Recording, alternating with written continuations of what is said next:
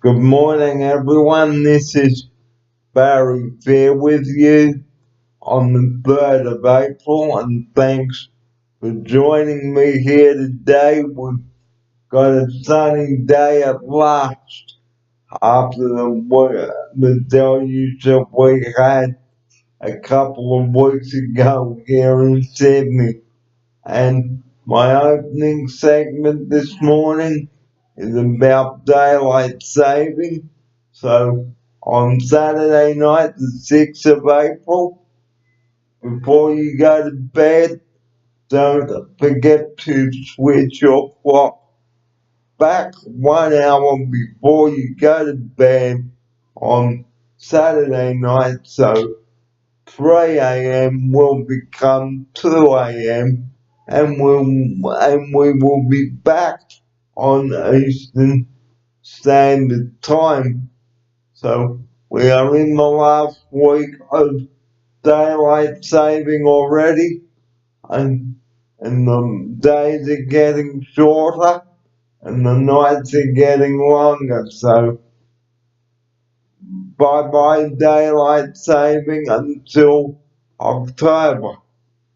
Now, the second subject, or the second topic I'd like to talk about coming up in a moment after the daylight saving segment is please do not come to work if you are not well. And that's the next subject on today's show, looking after your health and well-being. So that's another important topic that I'd like to share with you viewers out there watching on YouTube right now.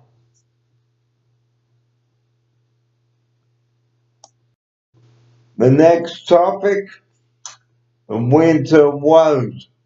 Now, winter is a couple of months off yet, but the important message I'd like to inform you about this morning here on the show, please do not come to work if you are unwell or if you've got something contagious like the flu or gastro. So stay home until your sickness subsides. Go to the doctor if you get worse and get plenty of rest.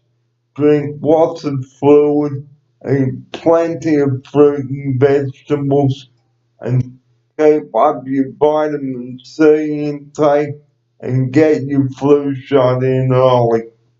So the next time you are at the doctor's, ask them to give you a flu injection, and that will hopefully stop you from getting the flu.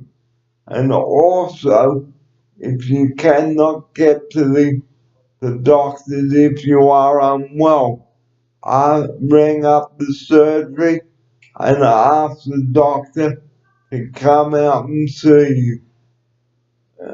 He may tell you to stay home and rest and cancel any plans that you have made, such as going to the movies, dinner with friends, or a concert, or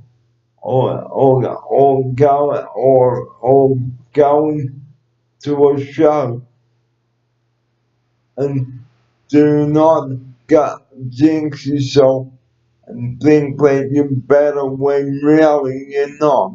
So your health comes first, not last. And always wash your hands thoroughly after you have been to the bathroom, because you don't know what germs have been lurking around, and sanitize your hands as well. I talked about hand hygiene yesterday on one of my raps, so you can download that video and watch that and comment on that. So your health is the number one priority and you must look after it and make sure that you are drinking plenty of fluid if you are not well. Another thing that is good for colds and flu is the garlic and ginger. And if you love some orange juice, grab a bag of oranges from the greengrocer and make a fresh juice to keep your vitamin C intake up. It is very important to look after your health if you are sick. And like I just said, do not come to work if you are unwell because whatever you have got, you may pass on to the other person and then they will get sick.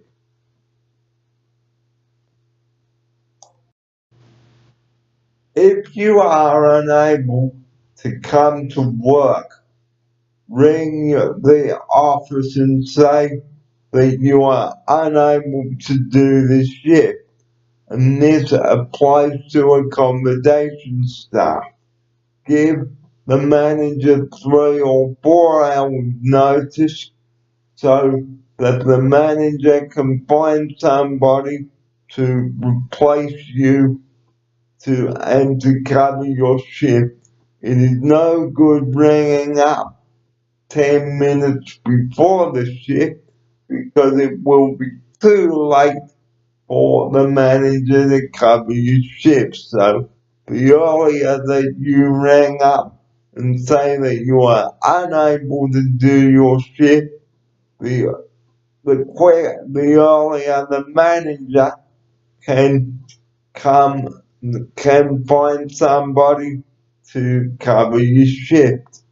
So it is no good ringing up an hour early because it will be too late for the manager to try and cover the shift.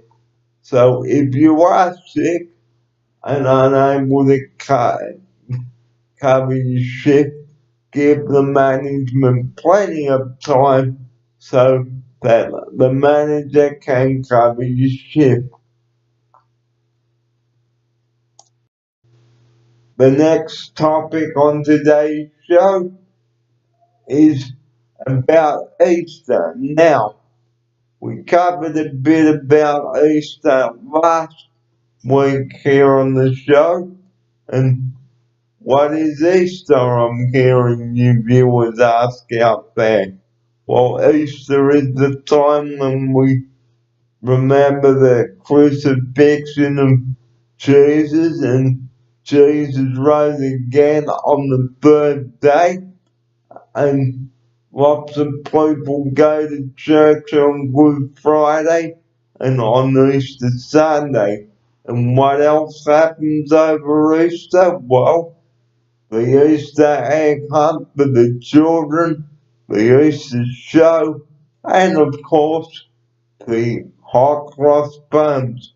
Now, who can resist a hot cross bun over Easter? Well, I am so Morris, your family will want to be coming back for more and more and more. And I can tell you, viewers, hot cross buns are so Morris and they are delicious. So if you are at the baker's today or any other day of the week, grab a pack of hot cross buns, get the oven cranked up or the toaster, grab a cup of tea or coffee and have a hot cross bun for your morning tea or afternoon tea. But make sure that you have plenty of room for your lunch. Otherwise, you won't be able to eat